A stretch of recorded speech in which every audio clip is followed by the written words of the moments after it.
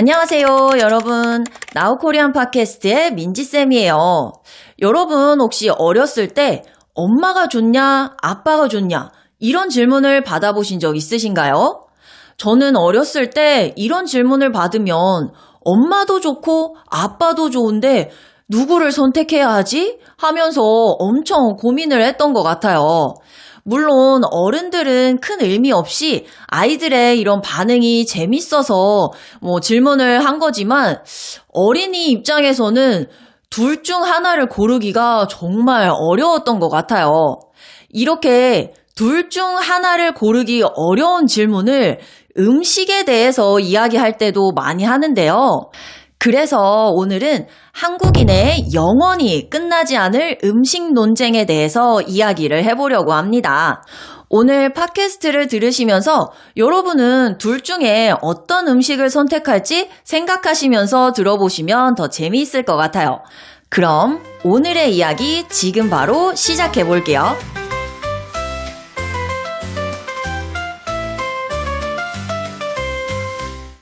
한국인의 음식 논쟁 첫 번째는 바로 물냉면과 비빔냉면입니다. 이 냉면은 차가운 면 요리인데 맑고 시원한 국물이 있는 냉면을 물냉면, 매콤한 양념에 비벼 먹는 냉면을 비빔냉면이라고 해요. 물냉면과 비빔냉면 두 냉면이 서로 너무 다르고 그리고 둘 다 너무 맛있기 때문에 둘 중 하나만 선택하기가 정말 어려워요. 어떤 사람들은 냉면의 맛을 제대로 느끼려면 물냉면을 먹어야 한다고 이야기를 하는데요. 물냉면에는 강한 양념이 들어가지 않기 때문에 냉면 본래의 맛을 즐길 수가 있어요. 그리고 이 물냉면의 육수가 아주 시원해서 저도 더운 여름에 이 시원한 물냉면 먹는 것을 아주 좋아해요. 그런데 또 매콤한 양념에 비벼 먹는 비빔냉면도 너무 맛있어요. 특히 저는 이 비빔냉면을 고기랑 같이 먹는 것을 아주 좋아하는데요. 고기 한 점을 냉면 위에 올려서 냉면이랑 고기를 같이 먹으면 정말 맛있거든요. 이렇게 두 음식의 매력이 서로 너무 다르기 때문에 선택하기가 더 어려운 것 같아요. 제 이야기를 들으셨을 때 여러분은 물냉면과 비빔냉면 중 어떤 게 더 땡기시나요? 한국인의 음식 논쟁 두 번째는 짜장면 대 짬뽕입니다. 이 짜장면과 짬뽕은 한국 스타일의 중국 음식인데요. 짜장면은 맵지 않은 양념에 비벼 먹는 면 요리이고 짬뽕은 매콤한 국물이 있는 국물 요리예요. 이 짜장과 짬뽕은 호불호가 거의 갈리지 않고 둘 다 좋아하는 사람들이 많아요. 그런데 혼자서 두 그릇을 다 먹기에는 너무 배가 부르죠. 그래서 사람들이 중국집에 음식을 시킬 때마다 짜장면을 시킬지 짬뽕을 시킬지 고민을 많이 해요. 그런데 이런 한국인의 고민을 한 방에 해결해준 해결책이 등장을 했습니다. 바로 짬짜면인데요. 이 짬짜면은 한 그릇 안에 반은 짜장면, 반은 짬뽕이 있는 음식이에요. 어떤 사람이 한국인의 이런 고민을 해결하기 위해서 반으로 나뉜 그릇을 개발을 했어요. 그래서 이 그릇 안에 짜장면과 짬뽕을 반씩 넣은 짬짜면이 개발이 된 거죠. 그리고 짬짜면뿐만 아니라 짬뽕과 탕수육을 같이 먹을 수 있는 짬탕면, 볶음밥과 짜장면을 같이 먹을 수 있는 볶짜면 등 수많은 조합의 음식들이 생겨났어요. 물론 요리를 하시는 분들은 한 번에 두 가지 요리를 조금씩 해야 하기 때문에 조금 더 힘드실 수도 있지만 이 음식을 먹는 손님의 입장에서는 너무 좋은 것 같습니다.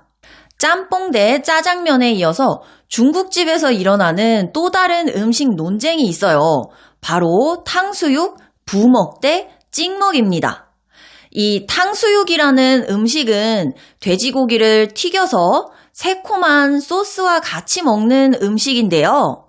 이 탕수육을 먹을 때 돼지고기를 소스에 찍어서 먹는 게 맞다라는 의견과 소스를 돼지고기 튀김에 부어서 먹는 게 맞다는 이 두 가지 의견이 대립을 하는 거예요.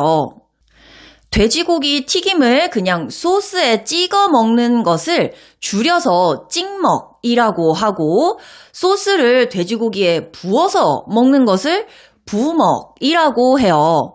그리고 이 찍먹을 좋아하는 사람들을 찍먹파, 부먹을 좋아하는 사람들을 부먹파라고 합니다. 이 찍먹파 사람들은 소스를 돼지고기 튀김에 부어버리면 이 튀김옷이 눅눅해져서 탕수육이 맛이 없어진다라고 이야기를 하고요. 부먹파 사람들은 소스를 돼지고기 튀김에 부어서 먹으면 이 튀김에서 소스 맛을 더 잘 느낄 수 있다라고 이야기를 해요. 양쪽 의견이 둘 다 설득력이 있고, 그리고 사람마다 취향이 다르기 때문에 어떤 것이 맞다고 이야기하기는 조금 어려운 것 같아요. 그래서 혹시 여러분이 한국에 와서 탕수육을 먹게 된다면 탕수육 소스를 먼저 돼지고기 튀김에 부어버리지 마시고 같이 먹는 사람들의 의견을 들어보는 게 중요해요. 만약에 같이 먹는 사람들 중에 찍먹파가 있었는데 내가 소스를 돼지고기 튀김에 그냥 부어버렸다. 그러면 정말로 싸움이 날 수도 있습니다. 탕수육 부먹 대 찍먹만큼이나 한국에서 아주 뜨겁게 대립했던 음식 논쟁이 있는데요. 바로 민초 대 반민초입니다. 이 민초는 민트초코를 줄여서 부르는 말인데요.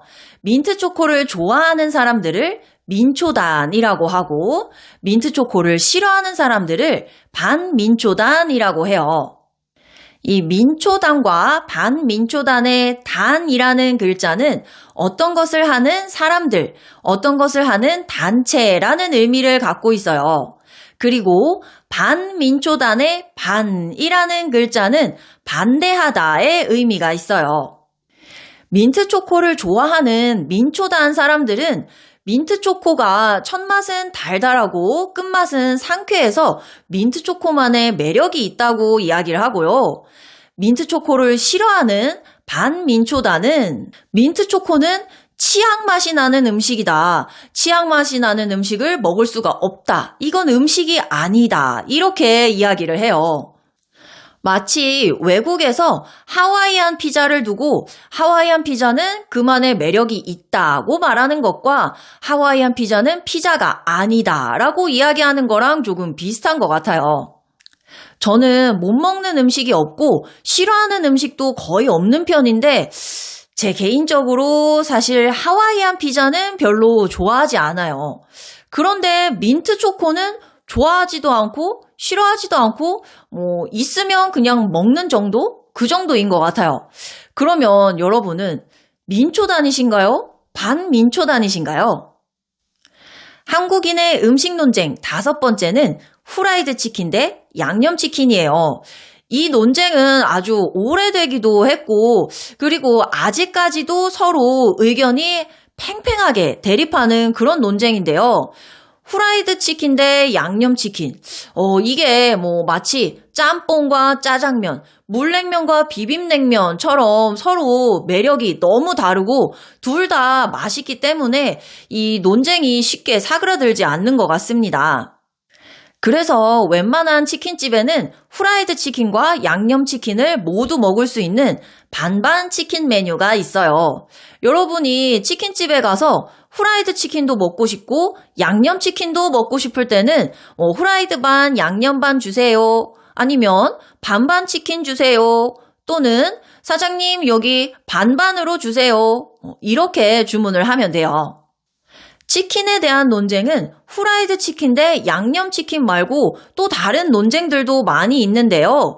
예를 들어서 뼈가 없는 순살치킨 대 뼈가 있는 치킨입니다. 순살치킨을 좋아하는 사람들은 치킨을 먹기가 훨씬 더 편해서 좋다고 이야기를 하는데, 뼈가 있는 치킨을 좋아하는 사람들은 이 뼈가 있는 치킨이 원조 치킨이고, 그리고 치킨의 맛도 더 잘 느낄 수 있다고 이야기를 해요. 이거 말고도 닭가슴살처럼 조금 퍽퍽한 살이 맛있다라는 의견과 닭다리살처럼 조금 부드러운 살이 더 맛있다라는 의견이 있습니다. 치킨 하나에만 이렇게 여러 가지 논쟁이 있는 걸 보면 한국 사람들이 치킨에 정말 진심인 것 같아요. 다음 이야기해볼 한국인의 음식 논쟁은 바로 떡볶이의 쌀떡과 밀떡입니다. 떡볶이는 한국의 대표 음식이고 대표 분식 중에 하나인데요. 이 떡볶이를 만들 때 쌀떡과 밀떡 두 가지 떡 종류 중에 하나를 선택해서 만들 수가 있어요. 먼저 쌀떡은 쌀로 만든 떡이고 식감이 조금 더 쫄깃쫄깃하다는 특징이 있어요. 그리고 밀떡은 밀가루로 만든 떡이고 이 떡볶이를 만들었을 때 떡 안에 양념이 더 잘 밴다는 특징이 있습니다.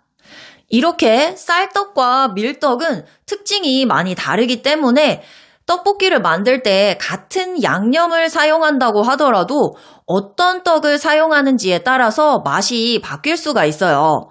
그래서 떡볶이를 진짜 좋아하는 사람들은 떡볶이를 먹어본 후에 이 떡은 쌀떡이다. 아니다. 이 떡은 밀떡이다. 이렇게 맞춰보기도 해요. 여러분이 나중에 떡볶이를 드실 때 나는 조금 더 쫄깃쫄깃한 식감을 느끼고 싶다. 그러면 쌀떡볶이를 선택을 하시면 되고요. 나는 양념의 맛을 더 잘 느끼고 싶다. 그러면 밀떡볶이를 선택하시면 됩니다. 아니면 밀떡과 쌀떡 이 두 가지 떡볶이를 모두 먹어보고 어떤 것이 더 맛있는지 비교해보는 것도 재밌을 것 같아요. 한국인의 음식 논쟁 마지막은 붕어빵에 대한 이야기예요. 여러분 혹시 이런 빵을 보신 적 있으신가요? 이 빵을 붕어빵이라고 하는데요.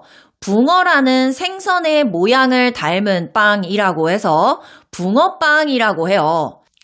이 붕어빵은 아주 인기가 많은 겨울철 간식이기 때문에 붕어빵이 맛있다고 소문난 가게에는 사람들이 길게 줄을 서서 기다리기도 하고 그리고 이렇게 맛있는 붕어빵 가게가 근처에 있는 집을 붕세권이라고 부르기도 해요.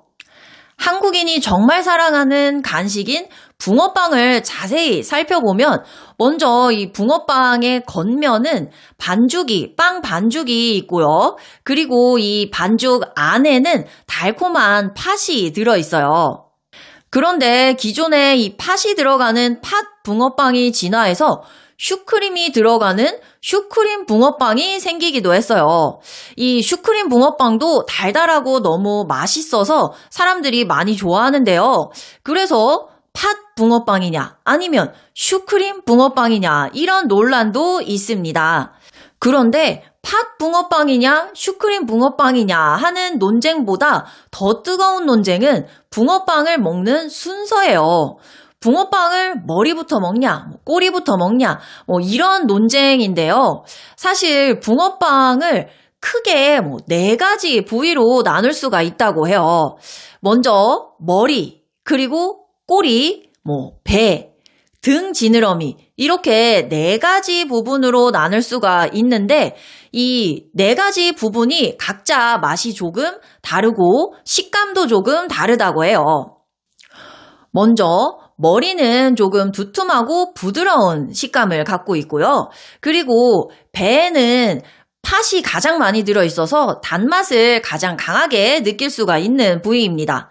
그리고 등 지느러미는 조금 바삭한 식감과 팥의 맛까지 같이 느낄 수가 있고요. 꼬리는 붕어빵 부위 중에서 가장 바삭한 부분이라고 이야기할 수 있어요. 사실 이 작은 붕어빵을 어디부터 먹는지가 그렇게 중요한 건 아닌데 한국 사람들은 이 붕어빵을 어디부터 먹는지 이런 이야기를 많이 하고 심지어는 이 붕어빵을 어디부터 먹는지에 따라서 성격이 다르다라는 성격 테스트까지 나왔어요.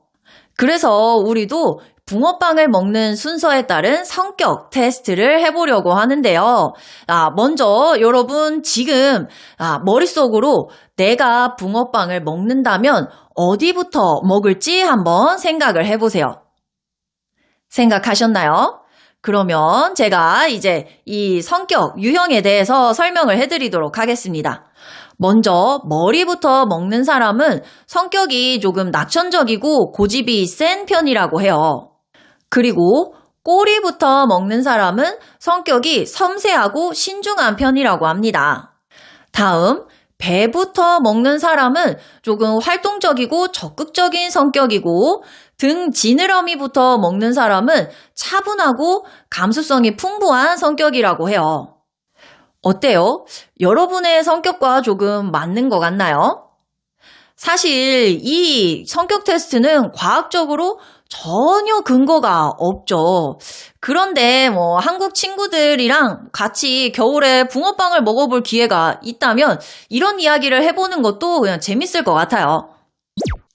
자, 오늘은 한국인의 영원한 음식 논쟁에 대해서 이야기를 해봤는데요. 오늘 이야기한 7가지 논쟁 외에도 김치찌개 대 된장찌개, 오리지널 팝콘 대 카라멜 팝콘, 라면, 꼬들면 대 퍼진면 등 음식에 대한 논쟁 이야기가 정말 많습니다. 사실 이런 논쟁이 크게 의미가 있는 건 아니지만 재미있게 계속 떠들 수 있는 주제라서 친구들을 만났을 때 아니면 소개팅을 할 때도 이런 이야기를 해보시면 좋을 것 같아요. 그리고 오늘 팟캐스트를 들으면서 여러분은 어떤 음식을 고를지 한번 생각해 보셨나요? 댓글에 저는 탕수육을 소스에 꼭 찍어 먹는 찍먹파예요. 아니면 저는 민트초코를 정말 싫어하는 반민초단이에요. 이런 식으로 여러분의 취향을 남겨주시고 다른 사람들의 취향도 한번 읽어보시면 더 재미있을 것 같아요. 자, 그럼 여러분 오늘도 저희 팟캐스트 끝까지 들어주셔서 정말 감사드리고요. 우리 다음 시간에 더 재미있는 주제로 만나요. 감사합니다. 안녕. 오늘의 표현. 배다.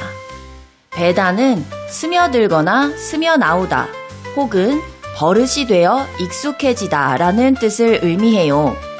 이 떡볶이를 만들었을 때 떡 안에 양념이 더 잘 밴다는 특징이 있습니다. 양념이 더 잘 밴다. 축구를 하고 나니 옷에 땀이 뱄어요. 옷에 음식 냄새가 배서 빨아야겠어. 규칙적으로 운동하는 습관이 몸에 배면 더 건강해질 거야. 잘했어요.